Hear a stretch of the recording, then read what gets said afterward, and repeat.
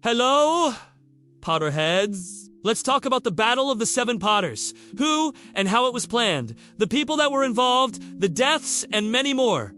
Let's go! The operation to move Harry Potter from Privet Drive began as a desperate measure after Dumbledore's death. The Order of the Phoenix knew that once Harry turned 17, the protection his mother's sacrifice gave him would vanish. Voldemort and his followers were watching closely, and the Ministry was already compromised. They had to move Harry to safety before the protection broke, and this meant planning one of the most dangerous missions the Order had ever attempted. Before his death, Dumbledore had discussed the inevitable transfer with Severus Snape.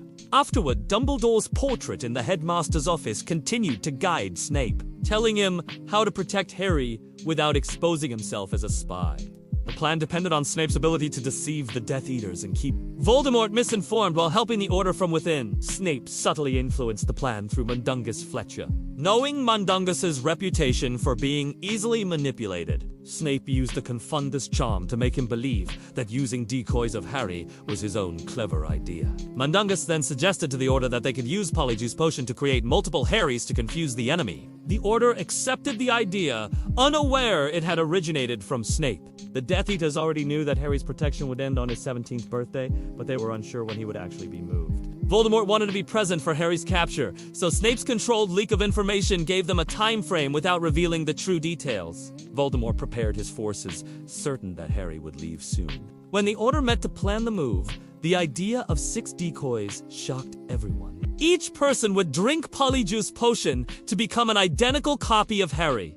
It was risky, but every other method had been blocked. The Ministry was monitoring port keys and apparition, and the Fleur network was being watched. Privet Drive also had anti-apparition wards. The Order had no choice but to fly. Harry resisted the plan, insisting he didn't want anyone to die for him. He felt guilty even before the mission began, but Mad-Eye Moody insisted that this was the only chance they had. The Death Eaters would not know which Harry was real, and confusion would buy them time. Each Harry was assigned a protector and a mode of travel. Harry rode with Hagrid on Sirius's enchanted flying motorbike. Ron flew on a broomstick with Tonks. Hermione flew on a broomstick with Kingsley Shacklebolt. Fred and Arthur Weasley each flew on broomsticks. George flew with Remus on a broomstick. Fleur Delacour rode a Thestral with Bill Weasley. Mundungus Fletcher flew on a broomstick with Mad-Eye Moody, who commanded the operation.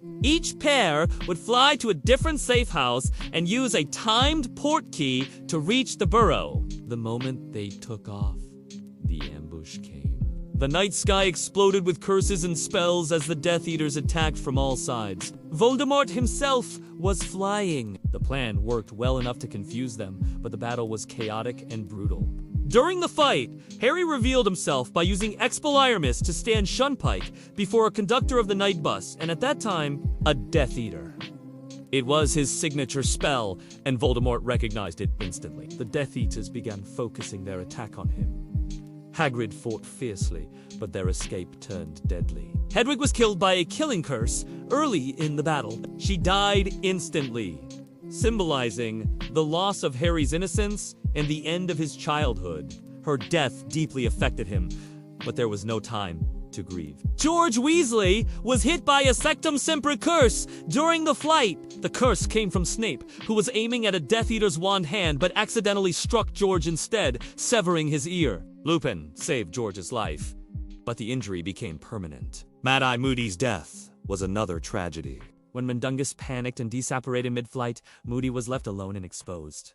Voldemort killed him directly. The Order later learned that his body could not be recovered. His death devastated everyone, especially considering his years of leadership and bravery. After the fight, the survivors reached their destinations using the timed port keys. Harry and Hagrid crash-landed at Tonks's parents' home. The Burrow filled slowly with survivors, some wounded, others in shock. When they learned of Moody's death and George's injury, grief settled over them all. Harry felt broken by guilt. He believed everyone who was hurt or killed had suffered because of him. He realized that Voldemort was now completely focused on capturing him and that nowhere was safe.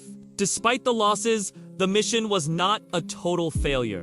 The majority survived, and Voldemort was forced to show himself openly. Snape's careful manipulation had allowed the Order to succeed while preserving his position within the Death Eaters. Voldemort still believed Snape was loyal to him. Snape's actions during the operation proved his double loyalty. By confunding Mundungus, feeding Voldemort partial truths, and indirectly saving Harry's life, he fulfilled Dumbledore's last orders. The loss of George's ear was tragic, but the alternative might have been Harry's death. The Battle of the Seven Potters became a turning point. It marked the beginning of the Final War, stripped away Harry's remaining safety, and showed the cost of resistance. Hedwig and Moody's deaths, George's injury, and Harry's guilt all symbolized that the world of childhood and protection was gone forever. This moment prepared Harry to face what lay ahead: the Horcrux hunt, the betrayal, and his own sacrifice. It was the night innocence died